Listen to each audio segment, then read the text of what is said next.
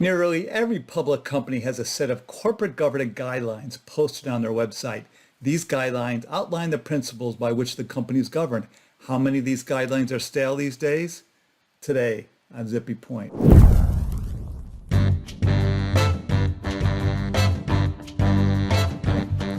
I'm Brock Romanek and I'm a big fan of yous. I remember when I first heard of corporate governance guidelines. It was about 20 years ago. I was working on a project for Nell Minnow, who lives in the neighborhood next to mine, to analyze all of the guidelines that companies had posted on the web. There were about a dozen and a half companies that had done so. This was a novel thing back then. Most people had never even heard of corporate governance guidelines at the time. So I created a spreadsheet. It was kind of big, a dozen and a half companies, to capture the different types of items that these companies had disclosed.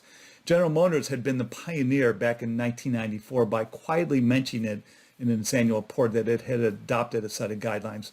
No one had heard of such a thing before. As noted in Ram Cameron's book, I think that's how you pronounce his name, General Motors CEO had stepped down a few years earlier, pushed out by the independent directors. And that was essentially unheard of at the time. So the whole situation at GM was kind of novel. You've got to understand, until the Sarbanes-Oxley Act in 2002, almost no one had even heard of the term corporate governance. It certainly wasn't the household term that it is today. Sarbanes-Oxley certainly changed all that. In 2003, the New York Stock Exchange, as required by Sarbanes-Oxley, adopted listing standards that required companies that are listed on the exchange to address specific governance topics in a set of guidelines and post them on their websites. NASDAQ didn't require listed companies to do the same, but many companies listed on NASDAQ have voluntarily done so, particularly because they've been under pressure from investors and proxy advisors. Investors expect these things to be on your corporate website, and so they're ubiquitous. A few things you should know. The board's corporate governance nominating committee is responsible for these guidelines. That, of course, makes sense. The number of principles in these guidelines typically fall within a range of 15 to 25 items. Each guideline is explained in one paragraph, sometimes two. You don't want to be too detailed because that increases the risk of your board failing to comply with them. And so this gives you greater flexibility for what the board can do. However, you should note that failure to adhere to your guidelines doesn't come with too much legal risk. It's not a binding document legally, but it would cause quite a bit of reputational risk, as investors and proxy investors will be none too pleased if you're caught in a lie. So here's your takeaway. It's important that the corporate governance guidelines get updated once a year. It's not required that you do so, but this is a wise thing to undertake. Guidelines sound old if they're not updated. Your governance will sound like it's behind the times if they're left alone to wither on the vine.